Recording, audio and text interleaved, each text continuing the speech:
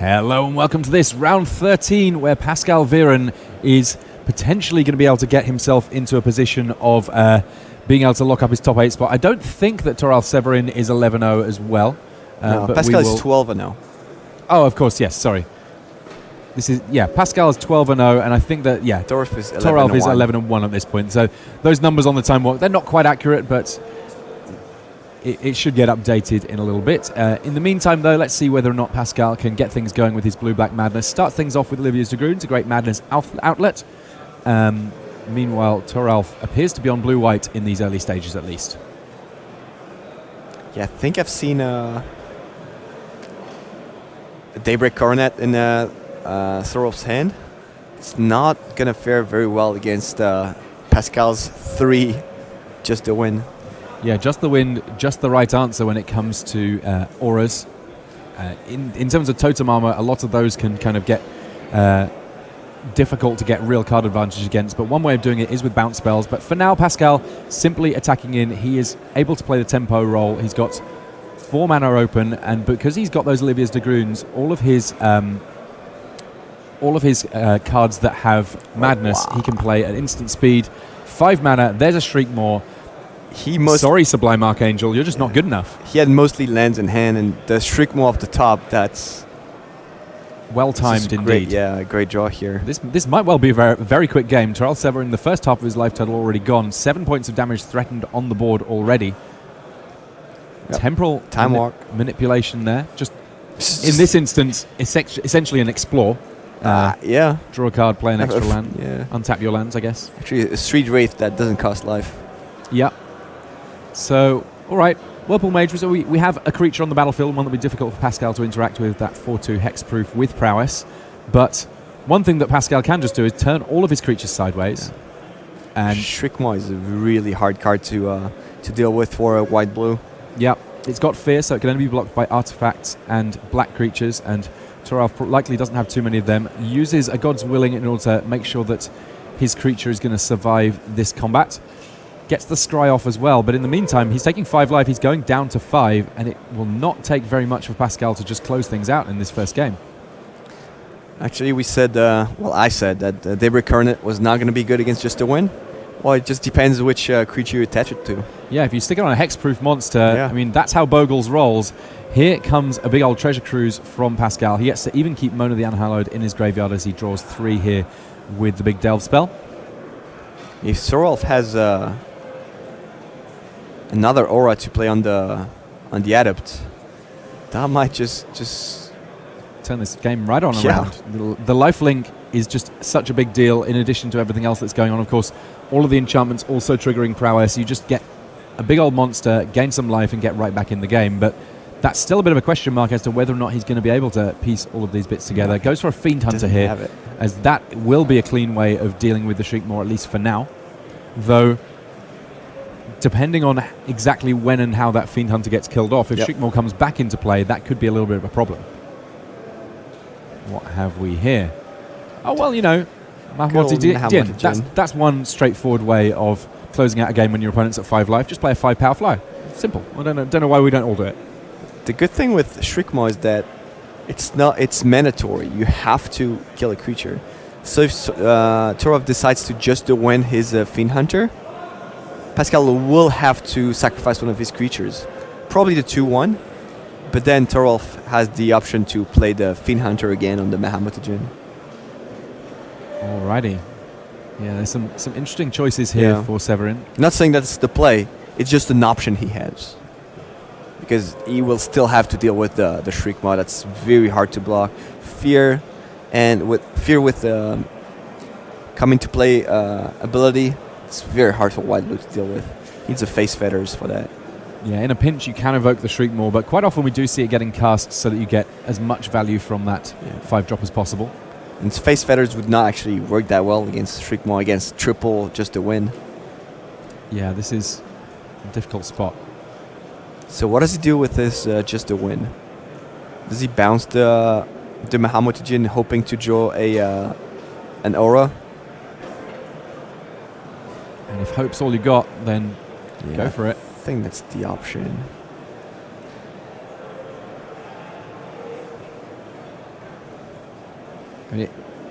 He's going for the plan A.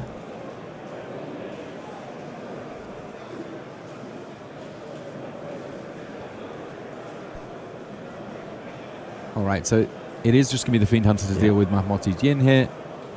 So on the face of things here, Severin is safe at least for the next turn or so, though the fear on Shriekmore aptly named.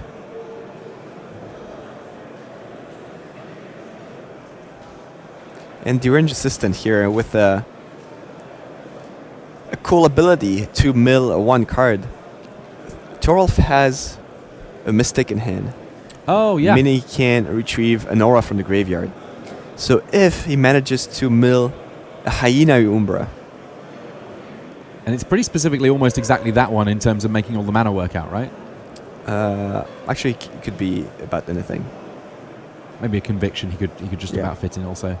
Frantic Search here coming from Pascal Viren. Flight of Fancy even better.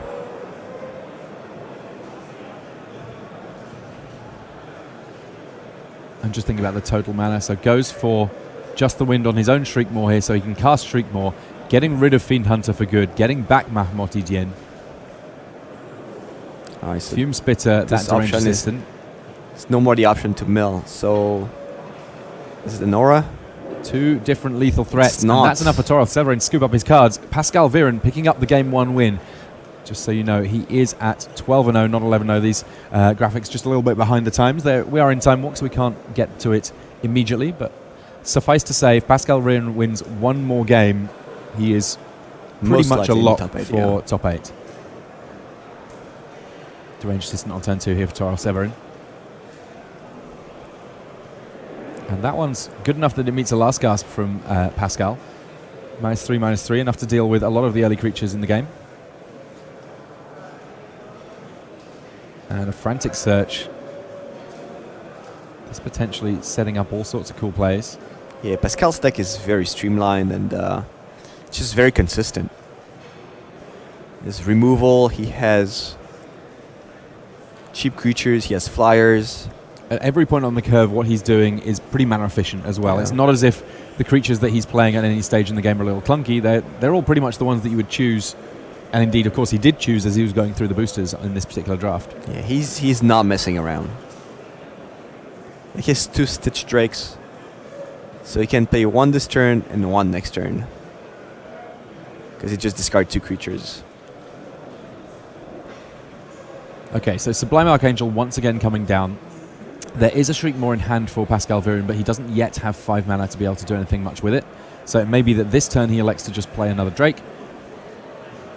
Or in fact, in this case, Amon the Unhallowed. Just basically, he's kind of spinning his wheels for now on the understanding that soon enough he will again have a way of dealing with the problematic flare. Well, unless there's an Umbra that's being played. All right, let's see what Toralf has in the tank. Yeah, Hyena Umbra is actually pretty good here. Keeps the Angel around for a little more, a little longer. As long as there's no draft, just a window open. Yeah, I mean, sometimes all it takes is the wind. Yeah. Just that. Nothing more. Don't worry about it. It'll be fine. I think that's the flavor text of just the wind. How bad could it possibly be? Just don't worry about it. All right, so for now, it's just the Adept coming down for Severin, so shield down for him. 6, yeah. It's still a big beater. Trading blows, and here comes that Shriekmore once again dealing with an Archangel. Turns out it's just scared of a little elemental. Yeah, I wonder why. I mean, if I walked into my bathroom and saw one of them just, flailing around in the tub, I would not be a happy bunny. It's not actually flying. Flailing. Just flailing, thrashing about. Flailing, all right. I would have fear. I would accurately represent myself as being neither a black nor an artifact creature in that moment. I think you would be scared of the Stitch Drake as well. There's a lot of things on this battlefield I'd be fairly afraid of if they were thrashing about in my bathtub. Zombies as well. Yeah, I wouldn't really like that, no. It's my bathtub, I just want me in it. As things stand, though, Tyrell Severin here, he's a little bit on the back foot. The board looking fairly scary on the other side of things. Pascal Viren having done a good job of filling it in these early turns of the game. It's just a matter of figuring out what he's going to do to bounce back here. How about Sublime Archangel? I mean, that plan worked out terribly both games thus far. Yeah. So. But I mean, they could be the likes of Resurrection or similar, something to get it back from the graveyard again and again threaten to get something going here. Yeah, there's a lot of pressure here. The Shriekmaw represents a huge threat. 3 damage that cannot be blocked. And you can't bounce it. Or you could, but that would mean the next creatures you play are very vulnerable. See, there is a God's Willing in hand for Severin, so he's got some interesting options in terms of setting up for big attacks here, but pretty good. Mammoth Umber I like. So this means that we damage. have a lot of damage being sent across here. Enough to potentially give Viren pause and make him think about just throwing in a block here so he's not simply dead in subsequent turns. Now we're talking.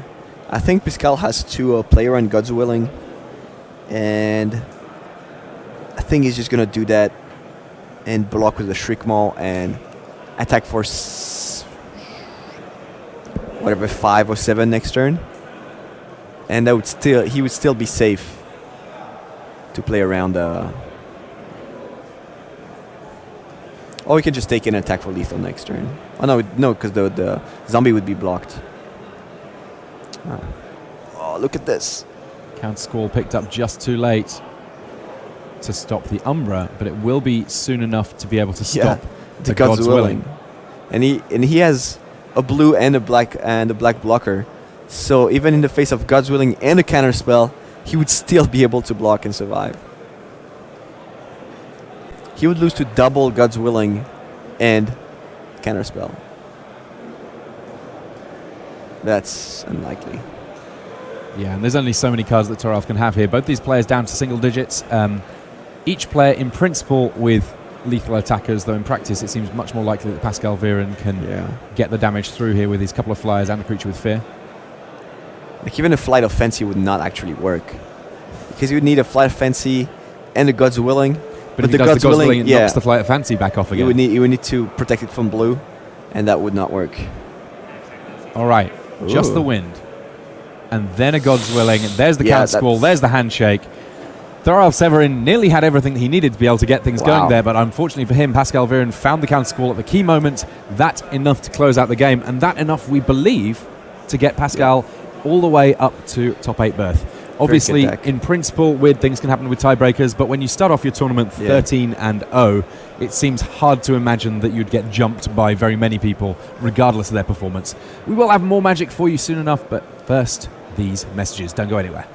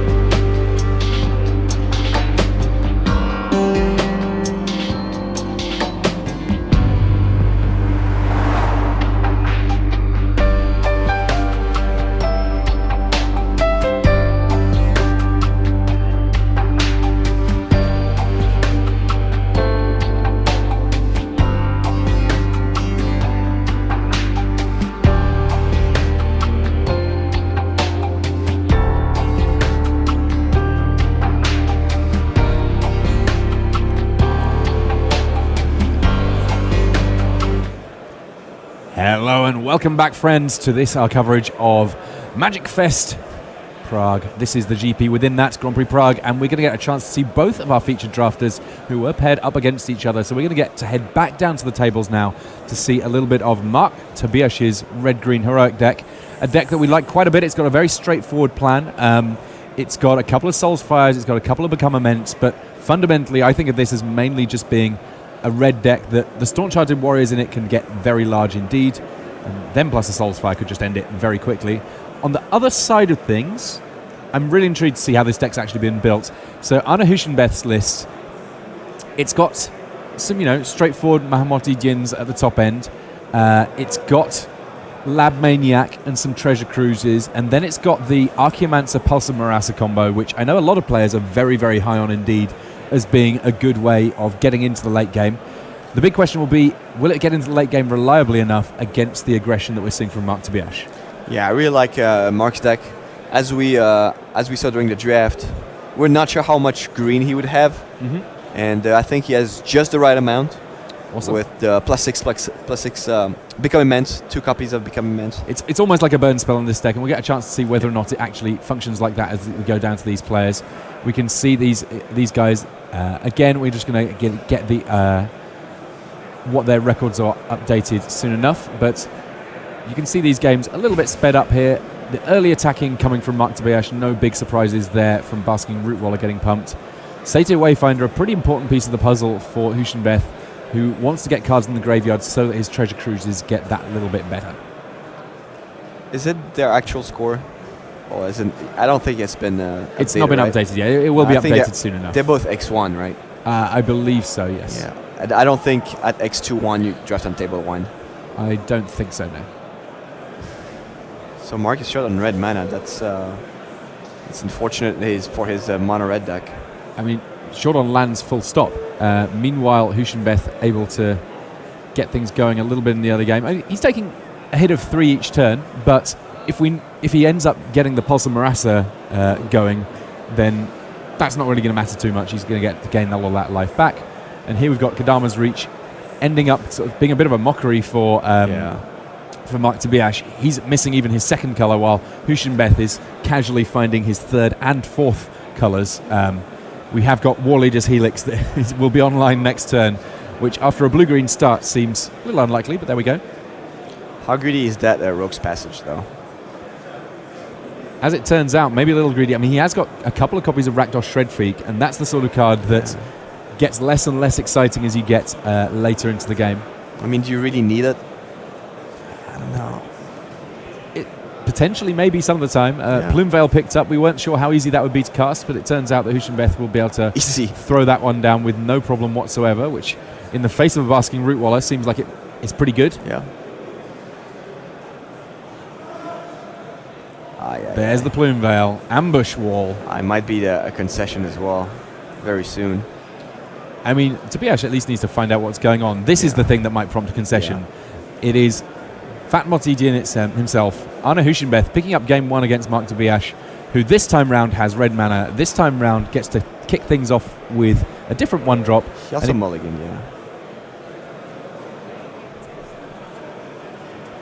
We will hopefully get a chance to see this Akroan Crusader with some friends soon enough. For now, though, it seems like the draws from Tobiasz haven't quite panned out the way that he might have hoped.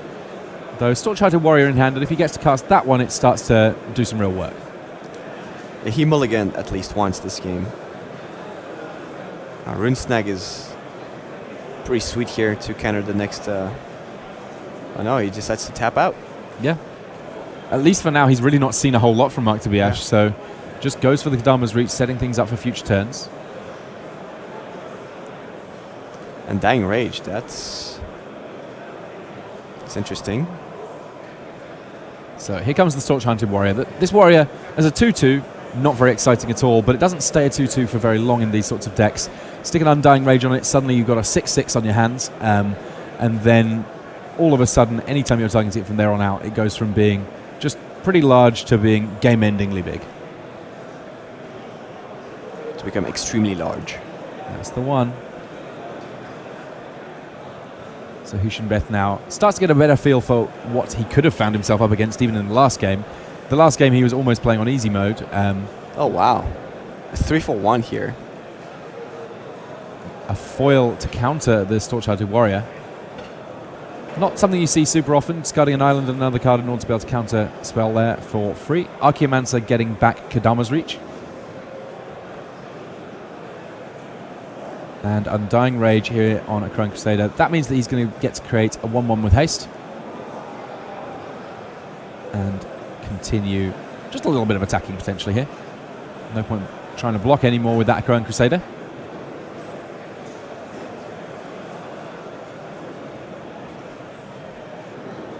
And probably just wants to deploy Mahamut Jin as soon as possible. Yeah.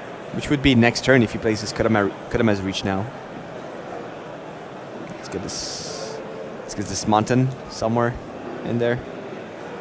Yeah, you might as well flesh out that mana base a little bit. 3 colours seems, quite frankly, one too few for Hushinbeth at least. You gotta assemble the Italian flag, right? Not too many flags with the colour green on. No, Italy. Yeah, I mean, obviously there are some, for example, Italy, but like it's a colour that's not. I mean, red, white, and blue. The number of flags that represent those 3 colours is colossal by comparison. I mean, Hungary is also white, red, and green. Okay, so a couple of attacks in here. Rogue's Passage did get to sneak through a soldier there. 1 point, yeah. Current Rogue's Passage damage 1. And Hushinbeth just figuring out what he wants to do next. He's got a Plume Veil again, but he's also got the big fat Motti himself. 5-6 in the air.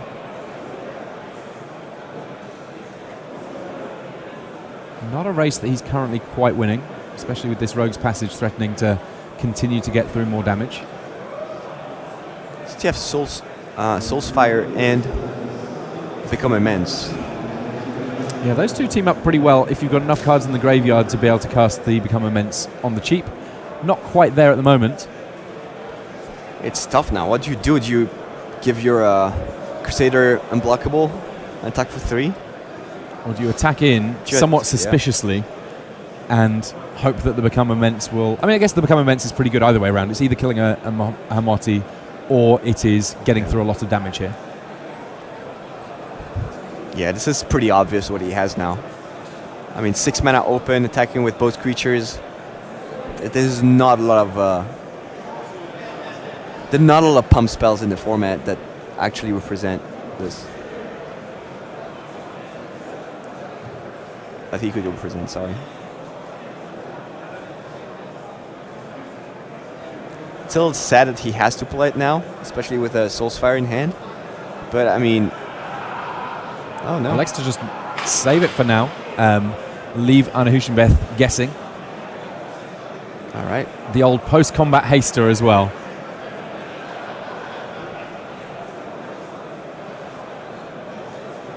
Now Arne is up with a Rune Snag in hand. Rune Snag, and I think he might even have a Pulse of Marassa in here. I mean, he's also got a Plume Veil, so the number of different interesting things that he can do that are going to be relevant to this board state, substantial in hand.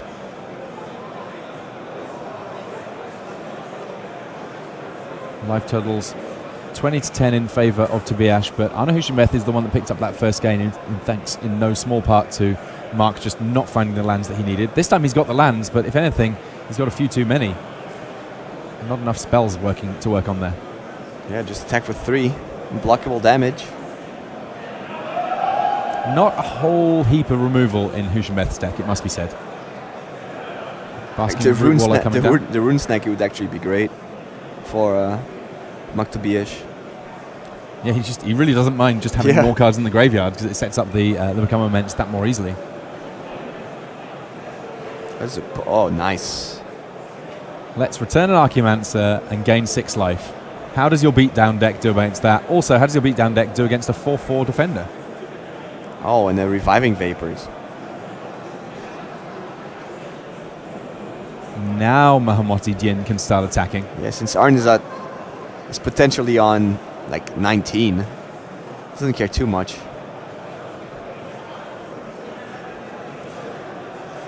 Yeah, this is a bit of a tough spot for Mark Tobias to find himself in all of a sudden. The writing kind of on the wall in terms of what can happen with that Pulsar Marasa if Archimancer has anything to say about it.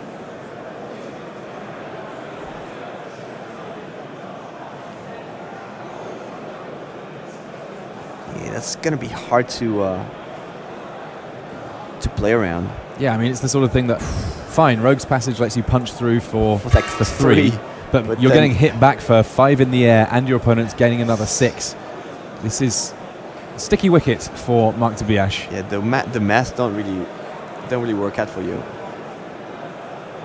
And this Archimancer combo is something that it doesn't win you the game, and it is very slow, but it can mean that not losing becomes much more straightforward. And I've had a number of players, both in the main event and indeed that have been working side events all weekend, saying this is one of the things that I'm actively trying to do in this format, is assemble Archimancer with this combination to make sure that I just have so much survivability that I can figure out a way of winning from there.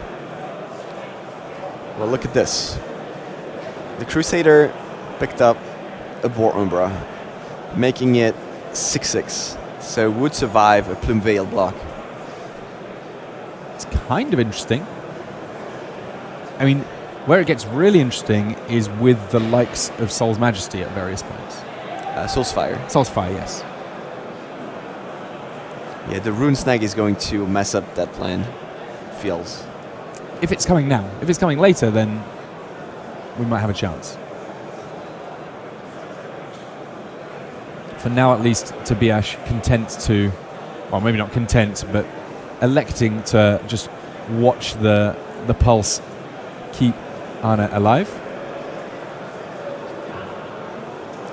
And Soul's Fire does successfully take down Mahamoti Dien.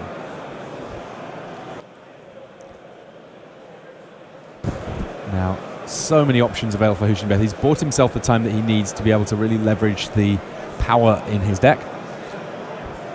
I'm not sure why he picked up the island here. Urban Evolution, drawing 3 cards, allowing a couple of extra lands to get played here. And one of the cards that got drawn there was a Living Law, which will potentially mean that Urban Evolution gets to get cast again. And I don't think he played a land this turn, since he has 2 left to play. I mean, is the answer in this format that you want to be the big Durdley deck rather than the quick aggressive one? I mean, you talked about Living Law on the Urban Evolution. What about Living Law on Pulse of Marasa? Ooh. It's a smaller Living Law, but it's a Living Law that keeps coming back. Yeah, and you don't have to do anything. It just needs to block, and you sacrifice it, and it's in the graveyard, so you can target it with Pulse of Marasa. Perfect, yeah. So it does work. I mean, as things stand, it may be that Mark Tobias's last best hope is to assemble a creature big enough that with Rogue's Passage he could start doing real damage here. Arne getting rid of the cards in his graveyard that he's less concerned with so that he can draw 3 cards with Treasure Cruise on the cheap.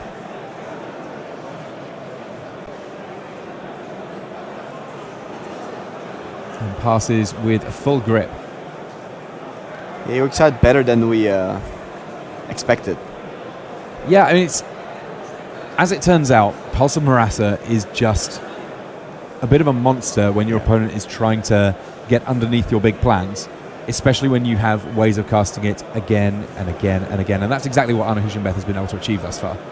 Well, to be honest, Mark's draw hasn't been stellar. Oh, what? How about we make it so what auto about creatures that can't draw? block? What? We give our team an extra 6 power, so we're looking at 6, 8, 9. What just happened? Plus a token. Is it just enough? Have we got 19 damage here? So it would be 12, 13, 14, 15. Is it 18? 3, 4, 5, 6 plus. I think I make it 18. Yeah. Yeah, he's on 1. He's not dead. I mean, 1 is a very achievable number for Mark Tobias now with that Rogue's Passage, though. That Clutch's draw was that Clutch's great. Was huge. But tapping out on Arn's side, I don't know. That was... Yeah, I mean, he had counter magic. On 19, he was like, oh yeah, well, I'm safe. I have 2 blockers.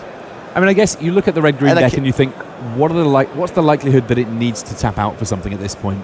Is a rune snag going to be good enough? There was, when he attacked with both creatures, Arn could have thought that Tobias had Become Immense in hand, put it on the card, and just decided not to play to kill the Djinn. But maybe he just forgot about that attack. And since Mark did not play it to kill the Djinn, he just thought he just didn't have it. Well, it looks like Mark Tobias may have found his way around this this second game, because for a while there it was looking very precarious indeed. Still not over yet. It's not over because there's a Reviving Vapor, and I think Arn has at least one more Pulse of Murasa. So Living Law eats a Pulse of Murasa. It's right there. Mark has a little read. Always best to make sure, even if you've played with this card a whole bunch of times, it's not a card that necessarily has come up tons in this format. Yeah. It's in common, right? Living Lore? Yes. Deranged Assistant coming down here. So he needs a 6-drop off the top with Reviving Vapors to survive. Oh no, he can just tap it as well. But then if he taps it, then a 1/1 will connect. Yeah, I mean, conveniently for Mark here, he's got a lot of attackers. And how many blockers is that?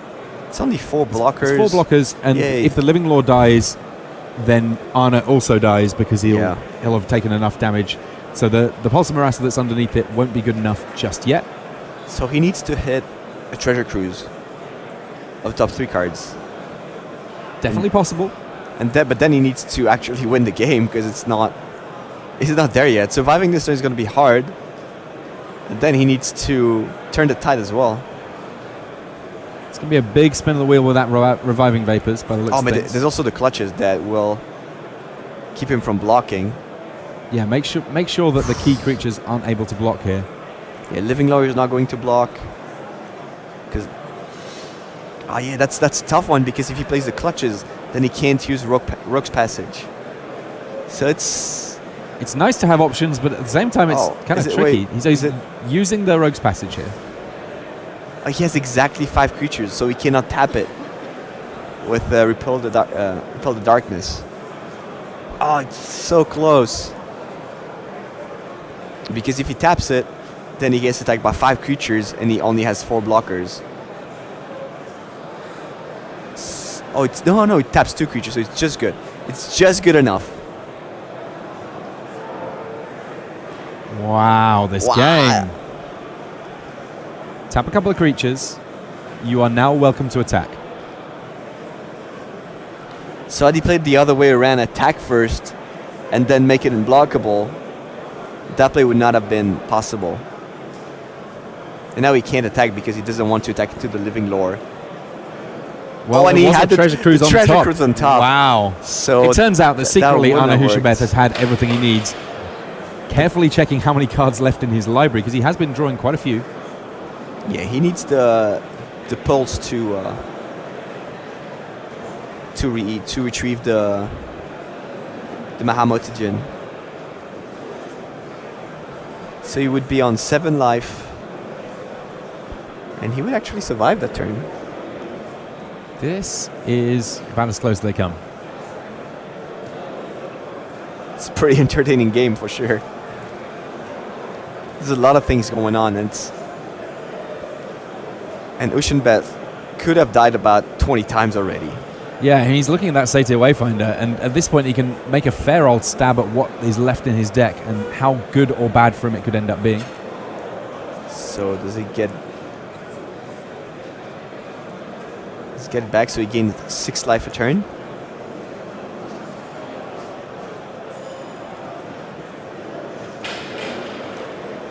Yeah, I think that works. Yeah, sacrifice that Living Law. Gets back Living Law. How about these fill beds? Like attacking for 18 when your opponent's on 19 and gain 12 life already.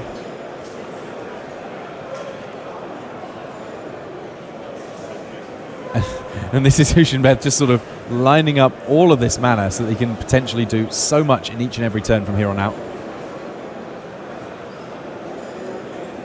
Actually, triple blocking would not have been so bad. Oh, no, it wouldn't have worked. That wouldn't have made a difference. Never mind. Sorry. Reviving Vapors. Oh, there's wow. a Mahamoti Dien. Lab Maniac also an option. Going up to 13. Hey, look, I'm ahead on life now, Mum. He gained 24 life in this game. Eternal Witness to get back Pulsar Marasa. That's a lot of dirtling around, but that's... I mean, we say it's dirtling around. It's taking him from almost certainly dead to almost certainly winning this game. And now we can just look for the Lab Maniac. Yeah. Yeah, Reviving Vapors, those other cards, the fact that they go towards the bottom of his deck, kind of ideal. That's where he wants the Lab Maniac. He wants to draw it just before he decks himself. And he has the Treasure Cruise in hand as well.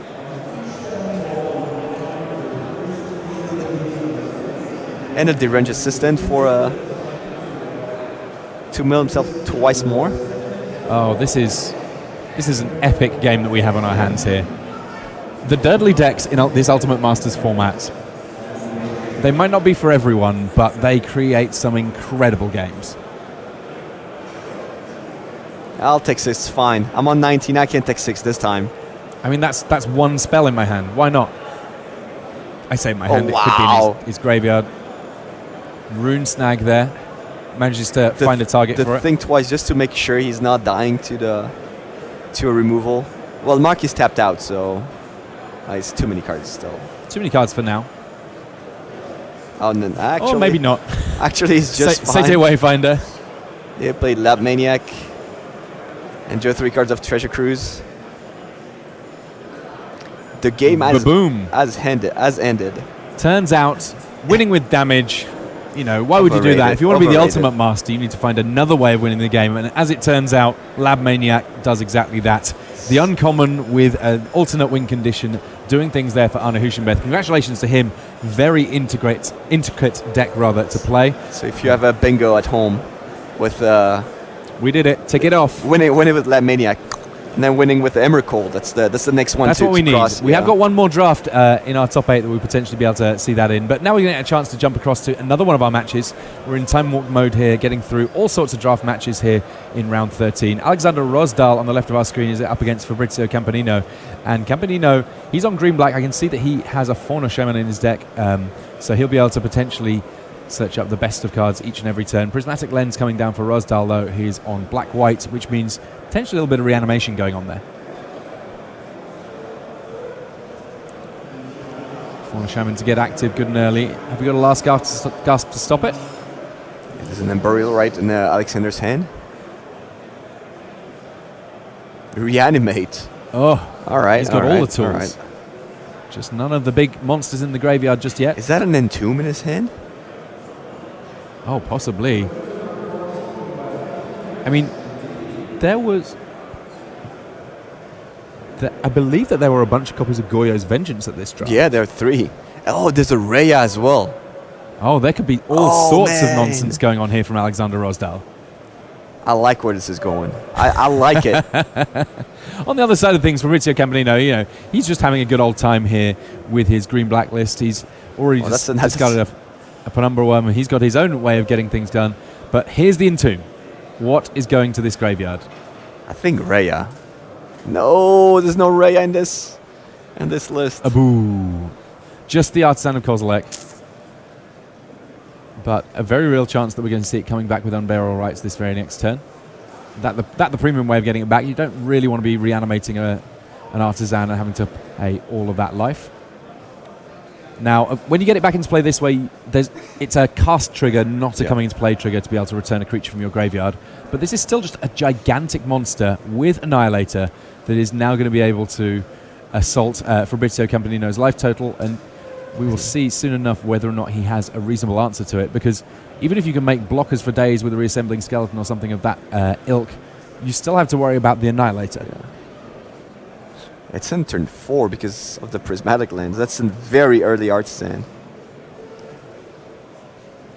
Campanino, a Boneyard Worm here, currently a 1-1 if that's what he's envisaging playing. He also has a Pulse of Marassa to work with. 9 a worm as well, so he can play the worm, block, and then get a 6/6 off the trade. But then, even if he kills the artisan, well, the second half of Unburial Rights is still just sat there. yeah, that's dealing with one's going to be fine. Dealing with the second one is going to be tough. I love this card. I love Unburial Rights in this format. On its own, I mean, I guess the thing that it does that's cool is that normally if you want to build a reanimator deck, you're sweating out how many reanimation effects you can find. If you've got one Unburial Rights, that's pretty much enough, or it's very close to enough reanimation effects on its own. And then Tubin's such a great card in that deck. Oh yeah, because if you've got the creature combo in the graveyard, then you get the Unburial Rights. If you've got the Unburial Rights in the graveyard, you get to fetch the creature. So an unexcitingly sized Boneyard Worm, it must be said here. It's just above non-existent. Yeah. Just a 1/1. But it will only get bigger, assuming that it doesn't immediately get stomped over by an Artisan Kozilek. One of the two. So the good part of this is that if Fabricio manages to deal with the first Artisan, he has a Pulse of Marassa in hand. So he needs to not kill it yet, just yet, but on the next turn. Okay, so Apprentice Necromancer, meaning we get a Penumbra Worm in here to block with. If you're looking for a good blocker, one that leaves around a 6/6 Trampler, not the worst. I think it'd be fair to say. I think it's land and worm. Yep. Yeah, so something's getting annihilated here. Yeah, you need the 3 lands. It's tough because you need the 3 lands next turn to counter the Unburial Rights. So how it works is Pulse of Marassa says return target creatures to get target creature to all land Yeah. to their owner's hand From the graveyard, yeah. from the graveyard. So if you target a creature In your with opponent's graveyard. in your opponent's graveyard, yeah, if your opponent plays Unburial Rights, you can target a creature there, bring back. So instead of getting back into play, they get back into their hand. And in hand, an Artisan of Kozilek is a tricky one to cast. Not impossible, you can get there, but a little bit tricky.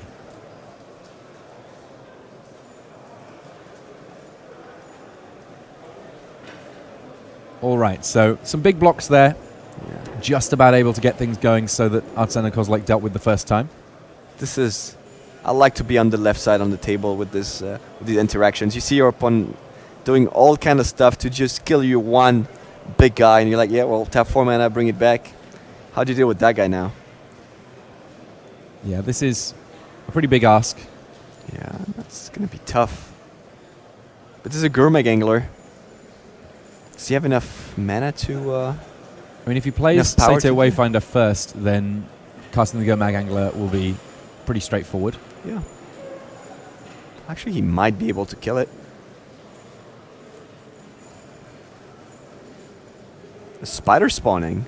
All right, spider spawning represents a lot of blockers, potentially, in the future. Yeah, unless he has to play Gurmag Angler now. And I mean, he can angle away some lands, but he's not going to be able to do it off lands alone. So 2, 3. He's going to have to eat at least 2 creatures.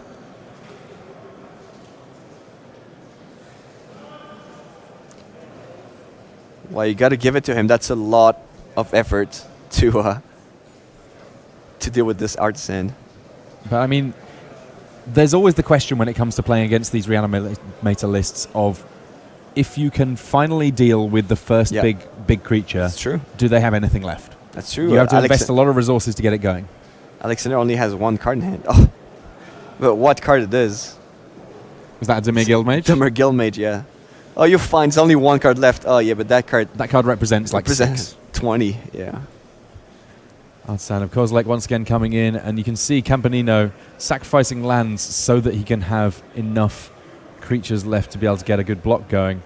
That potentially falls apart as Alexander Rosdahl just has all of the value on his side of the table right now. Yeah. Tough one here for Campanino to see if he can find anything else in the tank here. And no, he scoops up his cards.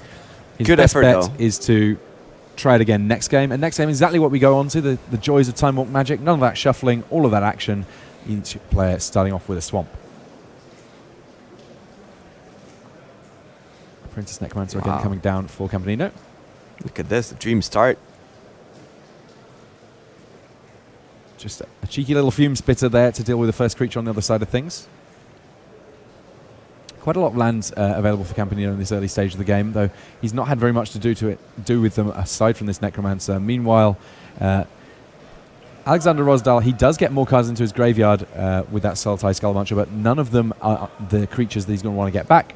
I like this Creeping Tar Pit, though. Creeping Tar Pit, one of those cards that, as a plan B, it's a pretty effective one at just getting through that extra damage. An early Pulse of Marasa here just to get back Apprentice Necromancer, gain a little bit of life for Campanino.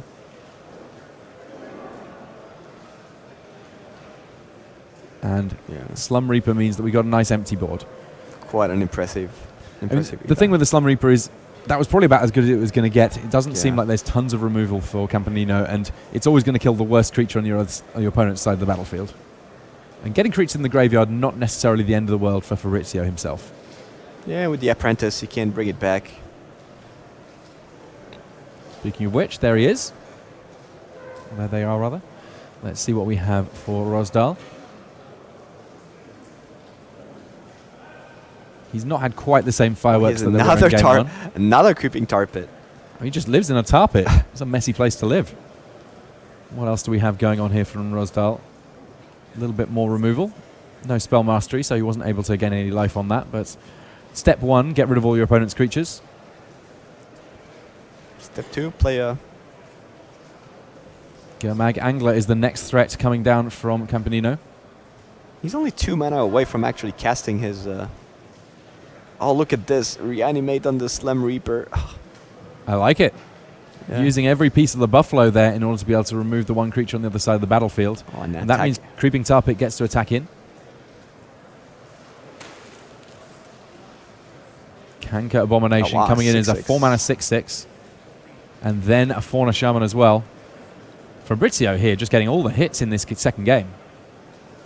Fighting back with a Plom.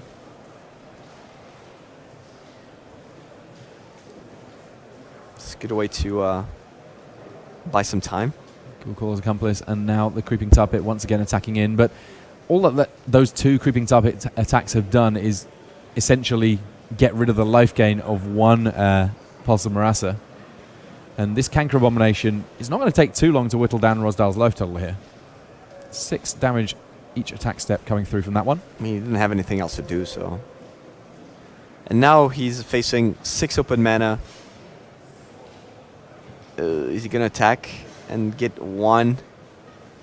No, he's not. I don't think he's attacking here. So generates a zombie with Cool Caller's Accomplice and then passes things back, keeping a little bit of mana open himself. He's playing it a little safer. Not too... I mean, we're not far off seeing Artisan of Kozilek just get cast. Yeah, that's why he's not attacking with the tar pit. I mean, attacking from 2017 is pretty relevant at this point. Beckon Apparition so that we're not going to see any more Slum Reapers from either side of things. Also, it protects his Artisan of Kozilek from edict effects. Yeah, he's got that 1/1 flying black-white spirit token. We're going to see a few more of them with the advent of our next set in Ravnica Allegiance. Also, with the casting of Artisan, he would have had another creature as well. So this is true. The creature that we're getting back here, not the most exciting, but in it coming into play, we find an Angel of Despair to go to the graveyard. That one of the hallmark cards that you want to be returning in these black-white reanimator lists. Yeah, that's one of the prime card you want to draft. Could have been better. Could have been an Angel and an Embryo, right? Oof. You know, sometimes you have it all. So a last gasp in hand here for Campanino. He's got a couple of targets for it, though the creature he would dearly love to kill is a little bit larger than can be dealt with on its own by a last gasp.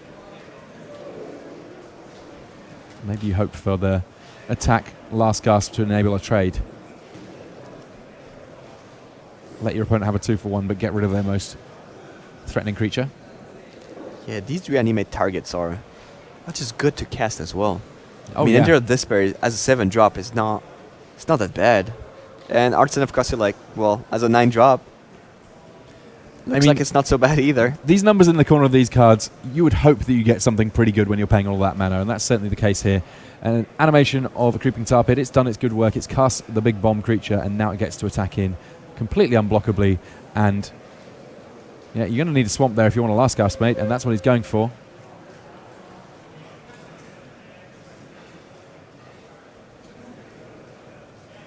All right, what do we get? Starts a Ghoul Steed to fetch something up.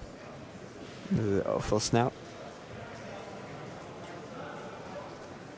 Okay. Little skeleton here, just to some fodder to sacrifice to the Eldrazi next turn. Can also discard it to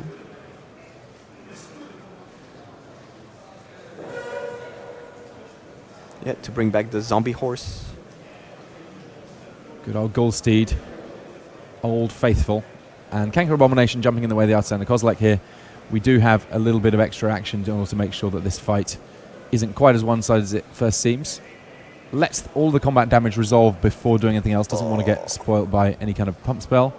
Reveillark coming along for Alexander Rosdahl. This Alexander's is an deck interesting is sweet. Now, Reveillark, when it leaves the battlefield, you get to return 2 creatures with power 2 or less from your graveyard to the battlefield. And that leave play trigger means when it dies, or when it's evoked, or when it gets bounced, or flickered, or anything else. And there are a couple of interesting ones to potentially get back here.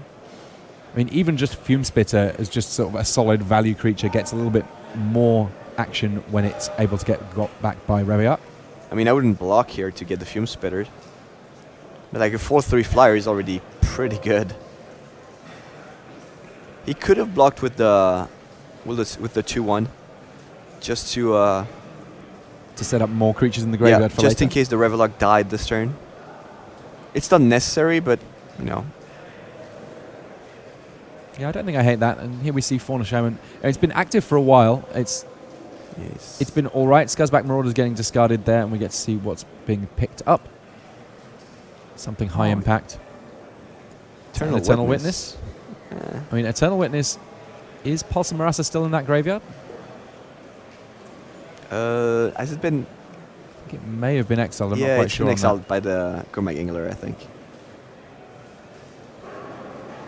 But gets a skeleton back as well. None too shabby. Rosdahl, currently at 11-1, would dearly love to make it up to 12-1 to make the shot at top 8 that much more straightforward to achieve. Well, now he can attack for 10 this turn, so for 11 actually. Can attack with Reveillark and 2 of the Tar Pits. Those Tar Pits, they Tar add up. Pits doing a lot of work in this game. It's so frustrating when you're on the wrong side of Creeping Tar Pit, because if you don't have the clear, clean removal spells, which clearly tapped out Fabricio Campanino does not at the present, it's just so much damage coming across. Yes, 11 damage. He's on 4. He would die to a Reveillark next turn. Or indeed to 2 Creeping Tar Pits. I mean, or Creeping Tar Pit and the Spirit. Even if we saw land, even if there was some sort of combination of cards to wipe this board, Reveillark's getting things back. Creeping Tar Pit's still a big deal. This is just a big, big problem that Fabricio Campanino finds himself with now. Alexander's deck is sweet.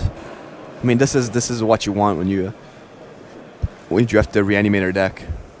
We're learning there are a lot of different ways to play this Ultimate Masters format, and we've seen all of them in action in our feature match area, or certainly a great many of them in our feature match area this round. Have we actually seen like 2 decks that are similar from different players?